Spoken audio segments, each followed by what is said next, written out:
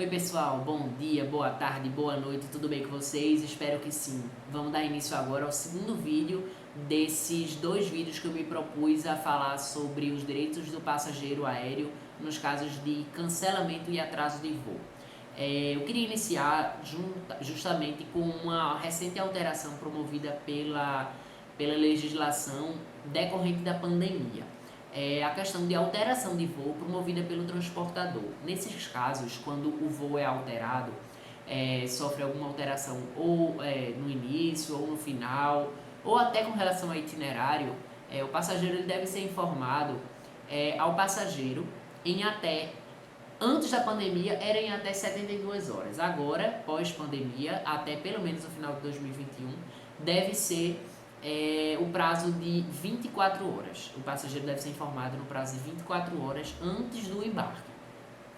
Então, essas informações são pertinentes para o consumidor, o passageiro, observar um e-mail, observar o telefone, para ver se não tem nenhuma comunicação da empresa antes da viagem.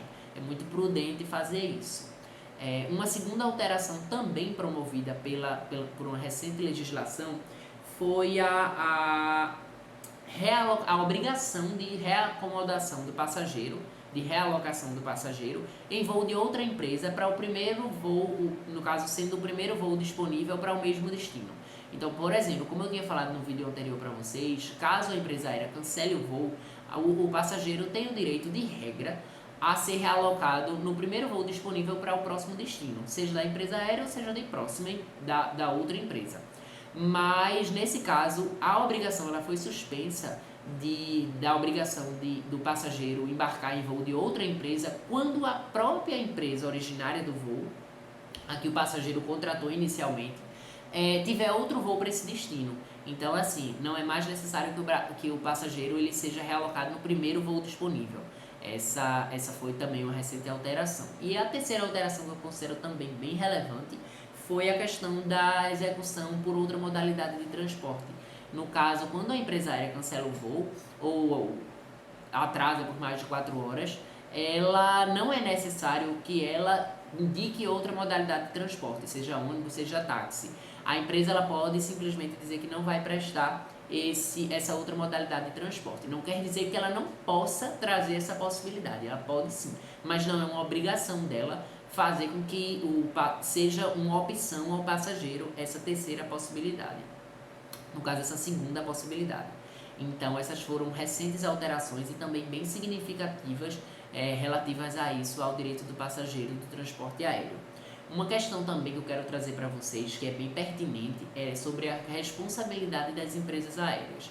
A responsabilidade civil, ela se divide em responsabilidade basicamente objetiva e subjetiva. A das empresas aéreas é objetiva, ou seja, elas respondem independentemente da culpa pelos danos causados aos consumidores.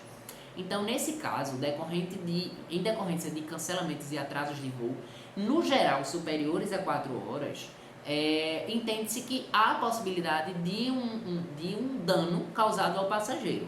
Esse dano ele já foi considerado pela doutrina e pela jurisprudência como presumido. Atualmente, entende-se que o dano deve ter pelo menos uma comprovação. Foi inclusive uma recente também alteração promovida pelo Código Aeronáutico que deve ter uma mínima prova desse dano causado ao passageiro. Então, o simples fato do voo ter atrasado 4 horas não é um indicativo certo de que há um dano. Nesse caso, é fundamental que se preste ou se comprove algum dano ao passageiro diante dessa situação. Entretanto, mesmo nessas situações que o passageiro sofre um dano, a empresa aérea ela não pode ser responsabilizada no caso de fortuitos externos. O que são fortuitos externos? Antigamente, antes da pandemia, ninguém sabia, na verdade, o que eram fortuitos externos. Os advogados alegavam uma coisa e as empresas aéreas alegavam outras. No caso, os autores alegavam uma coisa e os réus, que seriam as empresas aéreas, alegavam outra. Mas agora, a legislação ela trouxe no Código Aeronáutico o que seriam esses fortuitos externos. O primeiro é questão meteorológica, ou seja, intempéries da natureza, chuvas, granizo, neve, enfim. O segundo é relativo à infraestrutura, indisponibilidade da infraestrutura aeroportuária. Então, por exemplo, o aeroporto de Guarulhos teve que passar por uma reforma urgente, de emergência, assim, o buraco foi formado na pista e ela teve que passar por uma reforma. Nesse caso, os voos cancelados e atrasados em decorrência dessa reforma, a empresa aérea não responde pelos danos causados aos passageiros, porque não foi decorrente de uma culpa da empresa. A empresa ela não deve responder nesse caso, foi um fortuito externo.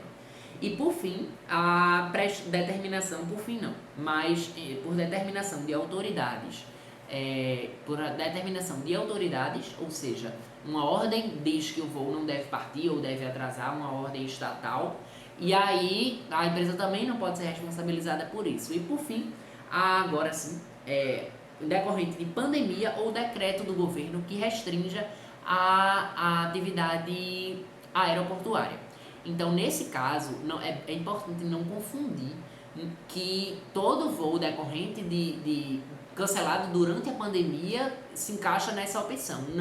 Não é isso. São voos cancelados em razão da pandemia, exclusivamente da pandemia ou por determinação de autoridade. Então, nesse caso, a empresa aérea ela precisa realmente comprovar que o motivo do cancelamento foi esse. Não foi por uma simples questão organizacional da empresa que viu que o voo não ia ter uma quantidade suficiente de passageiros para executar o voo.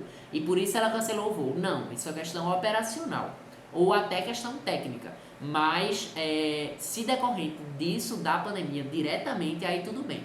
Mas, no geral, questões operacionais e técnicas, cancelamentos decorrentes desses dois fatores e passageiros que sofram ou sintam-se prejudicados diante desse cancelamento, eles podem sim buscar seus direitos, seja na justiça, seja de forma administrativa. É importante sempre consultar um advogado especialista no assunto para que possa realmente verificar se existe ou não o direito a ser buscado. Então eu concluo agora esse segundo vídeo, espero que tenham gostado, estou aberto a dúvidas, sugestões e é isso. Obrigado.